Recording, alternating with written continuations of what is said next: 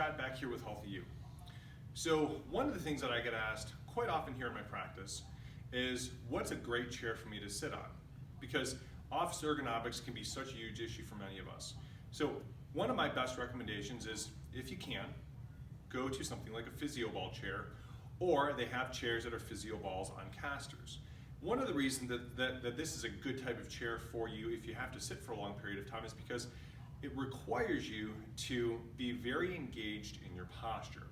Because if you're sitting on a ball is an innately unstable surface, which means that you have to use your core, you have to use your muscles, you have to light up the spine, and the brain always has to be actively maintaining your posture when you're in this position. One of the things that sitting on a ball like this does, it requires you to move a lot. Most of us hurt quite a bit at the end of the day because we just haven't moved in our chairs, and our posture progressively gets worse as we fatigue.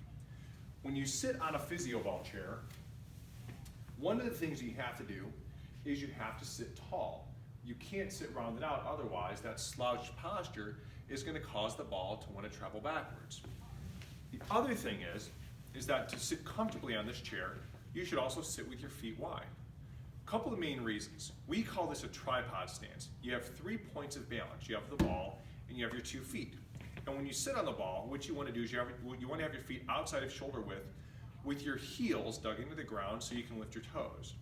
What this does then, it gives you 3 points that you can balance off of, but it also takes the tension and puts it where it should, into the hips, allowing for a neutral spine, allowing you to sit tall.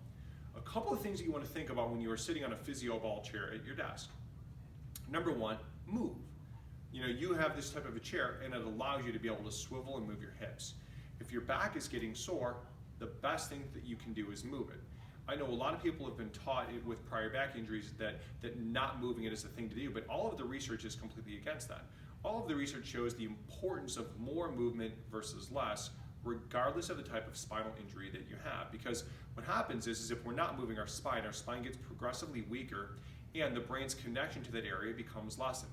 Some research by a number of researchers out of New Zealand has confirmed that the spine requires frequent stimulation and connection through a sense that we call proprioception. It's our movement sense. It's the one that feeds our brain at all times. So if we move our spine in multiple directions while we're sitting there in our chair, whether it's going back and forth, figure eights, or bouncing, whatever it might be, it improves our brain's awareness, connection to our core, and it keeps our spine in a state where there's a lot more activity because motion calms our brain. Many of you will notice at the end of your work days or school days that because you haven't moved, you just feel like you're anxious and want to move a lot. That's why. The brain needs the motion sense to calm. So if you wiggle around and move your hips and play on the ball, what it'll do is it'll help your brain to stay calmer throughout the course of the day and it'll also alleviate your stress. So try this and then do me a favor and give me some feedback about how this changed your workday.